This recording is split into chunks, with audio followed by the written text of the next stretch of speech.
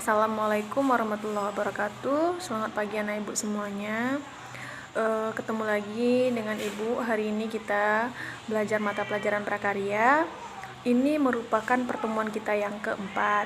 Nah, untuk pertemuan kita yang sebelumnya, kita telah melakukan ulangan harian, yaitu materi kerajinan bahan lunak.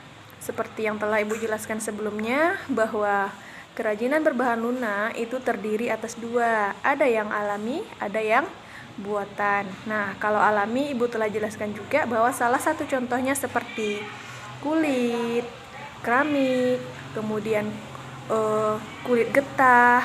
Nah, itu termasuk ke dalam alami. Sedangkan yang buatan itu salah satu contohnya adalah yang bisa menghasilkan seperti lilin, fiberglass, nah dan lain-lain.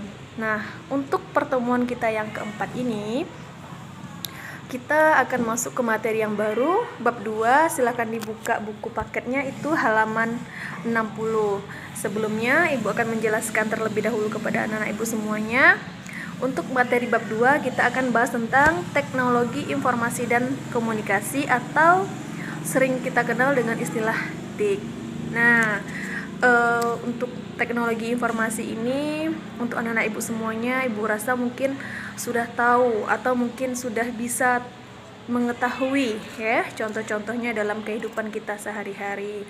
Nah, yang pertama kali dulu ibu jelaskan contoh teknologi pada masa kuno. Kalau dahulu kala itu untuk mendapatkan informasi ya, mereka menggunakan jalur komunikasi seperti burung merpati. Nah, apakah anak-anak ibu semua tahu dengan burung merpati? Nah, pada zaman dahulu, kalau dalam suatu kerajaan, mereka menggunakan burung merpati itu untuk sebagai alat komunikasi.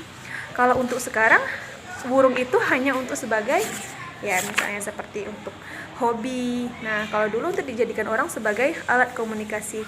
Kemudian, kalau anak-anak ibu pernah menonton acara yang mereka masih menggunakan kentongan. Nah, kentongan itu juga merupakan salah satu alat komunikasi yang digunakan pada masa kuno. Kalau sekarang udah nggak ada lagi, tetapi masih ada. Ibu lihat kalau di pos Siskamling itu ada kan kentongannya yang digantung. Nah, itu termasuk ke dalam kentongan. Itu termasuk ke dalam alat komunikasi yang digunakan masyarakat untuk menyampaikan informasi. Nah, kemudian kalau untuk yang zaman modern sekarang, nah itu banyak sekali dalam kehidupan kita sehari-hari. Itu contohnya aja seperti handphone yang telah anak-anak ibu gunakan dalam kehidupan sehari-hari seperti ini untuk belajar, karena kita sekarang belajarnya menggunakan daring ya, dalam jaringan. Kemudian televisi. Nah, televisi itu termasuk ke dalam alat komunikasi. Dari sana kita bisa mendapatkan segala informasi, baik itu misalnya berita bencana alam, atau hal segala macam sebagainya seperti sinetron. Nah, di televisi itu telah lengkap karena termasuk ke dalam media cetak elektronik. Kemudian apalagi radio. Nah, radio meskipun sekarang udah jarang digunakan, tetapi radio itu masih termasuk ke dalam alat komunikasi modern.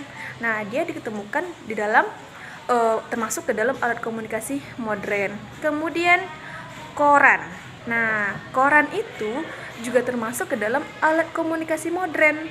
Dia ditemukan pada saat sudah modern saat ini, meskipun sudah jarang digunakan, dan sekarang orang telah bisa mendapatkan informasi berita bisa melalui HP. Kemudian apalagi contohnya seperti fax. Fax ini biasanya digunakan oleh perusahaan untuk menyampaikan informasi seperti email, surat-surat kabar. Nah, nanti disampaikan melalui fax. Kalau anak-anak ibu tidak tahu, bisa dilihat di halaman 70. Nah, untuk pertemuan materi bab 2 ini, ibu hanya membahas dulu tentang contoh-contoh alat-alat dari komunikasi modern dan komunikasi yang masa kuno. Nah, nanti untuk penutupnya ibu akan memberikan soal. Nah, soal ini berupa seperti Google Form. Nah, nanti anak-anak ibu bisa tinggal klik langsung. Ibu akan kirim linknya ke grupnya masing-masing. Sekian yang bisa ibu sampaikan. Ibu akhiri dengan Assalamualaikum warahmatullahi wabarakatuh.